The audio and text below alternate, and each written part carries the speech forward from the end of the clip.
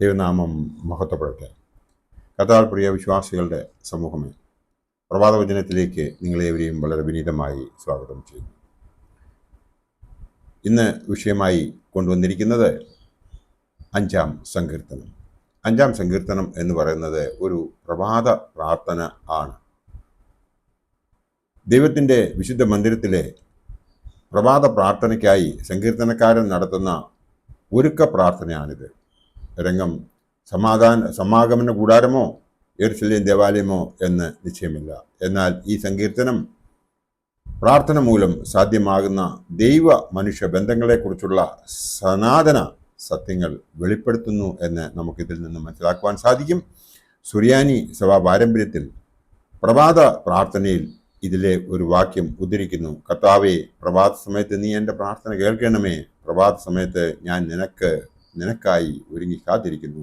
പൗലോസ് ശ്ലീഹ റോമാലേഖനം എഴുതിയപ്പോൾ ഈ സങ്കീർത്തനം അദ്ദേഹത്തെ സ്വാധീനിച്ചിരിക്കണം. ഇതിൽ നിന്നുള്ള ഉദ്ധരണി ഉണ്ടെന്ന് മാത്രമല്ല, നീതിവൽക്കരണം എന്ന മൗലിക സിദ്ധാന്തത്തിൻ്റെ ബീജാങ്കുരവും ഇതിൽ കാണാം. ദൈവമനുഷ്യ ബന്ധത്തിൻ്റെ അടിസ്ഥാന ഘടകമായ ആരാധനയുടെ മൗലിക സിദ്ധാന്തങ്ങളെ വെളിപ്പെടുത്തുന്ന സങ്കീർത്തനം എന്ന നിലയിലും ഇതിന് വളരെ പ്രാധാന്യമുണ്ട്. സങ്കീർത്തനത്തിൽ ഉടനീളം സന്തോഷത്തിൻ്റെയും പ്രത്യാശയുടെയും ചിന്തകൾ അലയടിക്കുന്നു. അത് യഥാർത്ഥത്തിൽ ആരാധനയിൽ നിന്ന് അനുഭവേദ്യമാകുന്നതാണ് എന്ന് നമുക്ക് ഏവർക്കും അത് കൃത്യമായി വായിക്കുമ്പോൾ മനസ്സിലാകും. 4 ഭാഗങ്ങളായിട്ടാണ് ഈ സങ്കീർത്തനത്തിനെ ഭാഗിച്ചിരിക്കുന്നത്. വാക്യം 1 മുതൽ 3 വരെയുള്ളത് നോക്കുമ്പോൾ ദൈവത്തോടുള്ള പ്രാർത്ഥന. വാക്യം 4 മുതൽ 7 വരെയുള്ളത് ദൈവം വെറുക്കുന്ന കാര്യങ്ങൾ. വാക്യം 8 മുതൽ 10 വരെയുള്ളത് നോക്കുമ്പം എന്തിനു വേണ്ടി പ്രാർത്ഥിക്കുന്നു. വാക്യം 11, 12 നോക്കുമ്പോൾ ആരാധനയിൽ ലഭിക്കുന്ന ആത്മഹർഷം ആണ് നാം ഇവിടെ കാണുന്നത്. 1 മുതൽ 3 വരെയുള്ള വാക്യം നോക്കുമ്പോൾ പ്രാർത്ഥന ആരംഭിക്കുമ്പോൾ ഭക്തിയും ദൈവ സാന്നിധ്യ ബോധവും ഹൃദയത്തിൽ മുറ്റി നിൽക്കുന്നു എന്നുള്ളത് നമുക്ക് മനസ്സിലാകും. നിന്നോടല്ലോ ഞാൻ പ്രാർത്ഥിക്കുന്നത് എന്ന് പറയുന്നു. ശ്രദ്ധിക്കുക, ദൈവത്തെ സംബോധന ചെയ്യുവാൻ പല പദങ്ങളും ഉപയോഗിച്ചിരിക്കുന്നു. യഹോവേ, ദൈവമേ, രാജാവേ. ഭക്തൻ്റെ ഹൃദയത്തിൽ ദൈവത്തിൻ്റെ പര്യായ പദങ്ങൾ അനവധിയായി ഉയർന്നു വരും. ദൈവത്തെ ഏതെല്ലാം വിധത്തിൽ കാണുന്നു എന്നതാണ് ഇവിടെ സൂചിപ്പിച്ചിരിക്കുന്നത്. പ്രാർത്ഥനയെ പറ്റി മറ്റൊരു സത്യവും ഇവിടെ പ്രസ്താവിക്കുന്നു. അത് വ്യക്തിപരമായും കുടുംബം ഒരുമിച്ചും നടത്തുന്ന പ്രാർത്ഥനകൾ കൊണ്ട് പരിമിതപ്പെടുത്താവുന്നതല്ല. ദേവാലയത്തിൽ ചെന്ന് ഭക്തിയോടെ ആരാധിക്കുകയും എന്ന് സങ്കീർത്തനക്കാരൻ പറയുന്നു. വാക്യം 7. ഭക്തിയും സാന്നിധ്യബോധവും ഉയർത്തുന്ന അന്തരീക്ഷമാണ് ദേവാലയത്തിലുള്ളത്. വിശ്വാസികൾ ഒത്തുചേരുന്ന സ്ഥലവുമാണിത്. ദേവാലയത്തിലെ ആരാധന ഒരു ചടങ്ങായി നടക്കുകയല്ല, ഭക്തിയോടെ നടത്തുമെന്ന് പറഞ്ഞിരിക്കുന്നു. വിശുദ്ധ കുർബാനയിൽ ജനങ്ങളെ ഓർമ്മപ്പെടുത്തുന്ന ചില വാക്കുകൾ കാണുക. അടക്കത്തോടും ഭയത്തോടും വിറയലോടും കൂടി സൂക്ഷിക്കണമെന്നാണ് ഇവിടെ പറഞ്ഞിരിക്കുന്നത്. വാക്യം 4 മുതൽ 7 വരെയുള്ള ഭാഗം നോക്കുമ്പോൾ ദൈവം വെറുക്കുന്ന കാര്യങ്ങളാണ് ഇവിടെ പറഞ്ഞിരിക്കുന്നത്.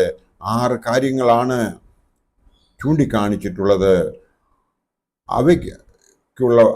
അവ ഉള്ളവർക്ക് ദൈവ സന്നിധിയിൽ നിൽക്കുവാനോ സത്യമായി ആരാധിക്കുവാനോ സാധ്യമല്ല എന്നുള്ളതും നമുക്ക് മനസ്സിലാവും.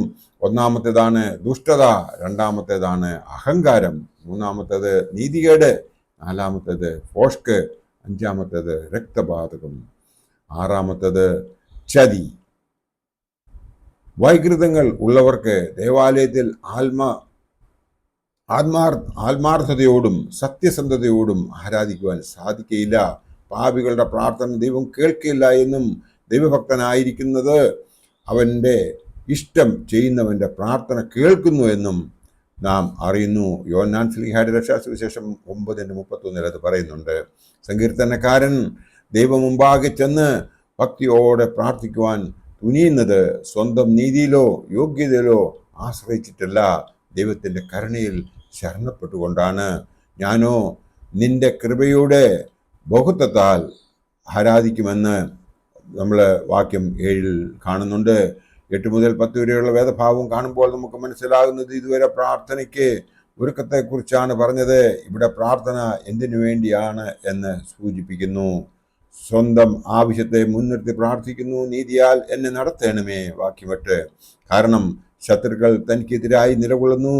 ഇത് നമ്മുടെ ആവശ്യമാണ്. തിന്മയുടെ ശക്തികൾ നമുക്കെതിരായി ഉയരുകയും വ്യാപരിക്കുകയും ചെയ്യുന്ന സാഹചര്യത്തിൽ ദൈവത്തിൻ്റെ ആലോചനയും നടത്തിപ്പും ഏറ്റവും ആവശ്യമാണ്. എൻ്റെ വഴി നിരപ്പാക്കണമേ, മുമ്പോട്ട് പ്രയാണം സുഗമമാക്കണമേ എന്ന് പ്രാർത്ഥിക്കുന്നു. പലപ്പോഴും നാം വഴിമുട്ടി നിൽക്കുന്ന സന്ദർഭങ്ങൾ ഉണ്ടാകാം. അപ്പോൾ ദൈവ നടത്തിപ്പ് നമുക്കുണ്ടാകണം. യഹോവേ, നിന്റെ വഴി എന്നെ കാണിക്കണമേ, എൻ്റെ ശത്രുക്കൾ നിമിത്തം നേരെയുള്ള പാതയിൽ എന്നെ നടത്തണമേ എന്ന് സങ്കീർത്തനം 27:11 പറയുന്നത് നമുക്ക് ഈ അവസരത്തിൽ ഓർക്കേണ്ടതുണ്ട്. വ്യാജം പറയുന്നവരിൽ നിന്ന് എന്നെ വിടുവിക്കണമേ എന്ന് വാക്യം മുമ്പിൽ പറയുന്നു.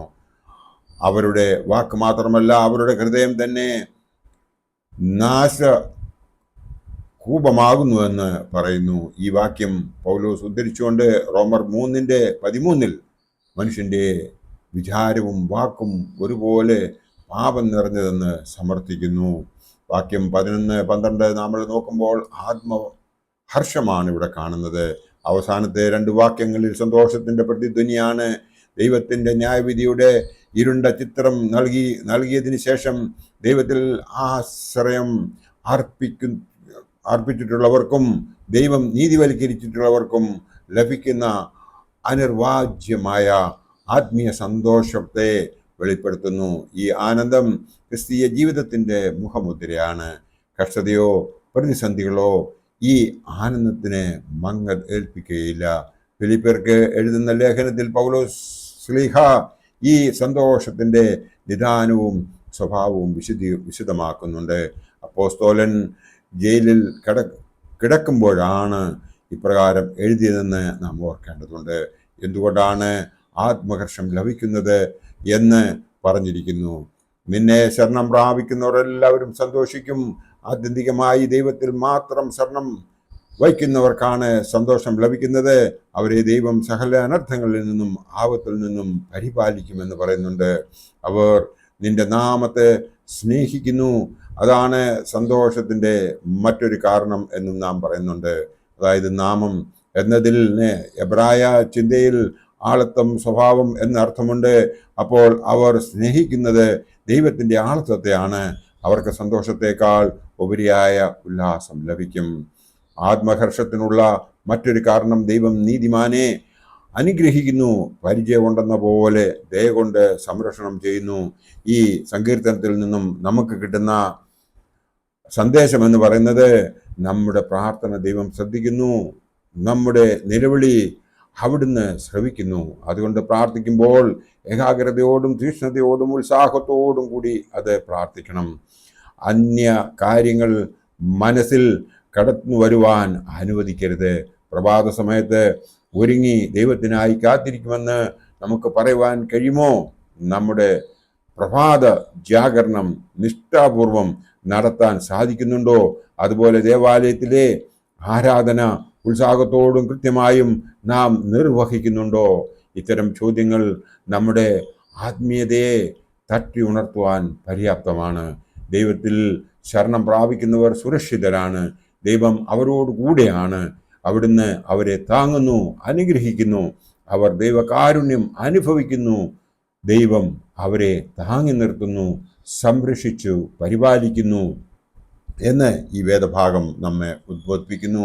അതിനായിട്ട് നാം നമ്മെ തന്നെ നമ്മുടെ കർത്താവായ യേശു ക്രിസ്തുവിൻ്റെ തൃപാദത്തിൽ സമർപ്പിക്കുകയും പൂർണ്ണ ഹൃദയത്തോടും പൂർണ്ണ ആത്മാവോടും പൂർണ്ണ മനസ്സോടും കൂടി നാം ആരാധിക്കുകയും അവൻ്റെ കൃപാവരങ്ങൾക്ക് വേണ്ടിയിട്ട് നന്ദി പറയുകയും സൽപ്രവൃത്തികൾ ചെയ്യുകയും ചെയ്തുകൊണ്ടിരുന്നാൽ ബാക്കിയുള്ള ഈ ലോക ജീവിതം നമുക്ക് വളരെ സന്തോഷപ്രദമായി ജീവിക്കുവാൻ സാധിക്കുമെന്ന് മാത്രമല്ല, നാം വിശ്വസിക്കുന്നതായ ആ നിത്യതയിൽ നമുക്ക് ഒരു സ്ഥാനം ലഭിക്കുകയും ചെയ്യുമെന്ന് മാത്രം ഈ അവസരത്തിൽ ഓർപ്പിച്ചുകൊണ്ട് എൻ്റെ വാക്കുകൾ ഇവിടെ ഉപസംഹരിക്കട്ടെ.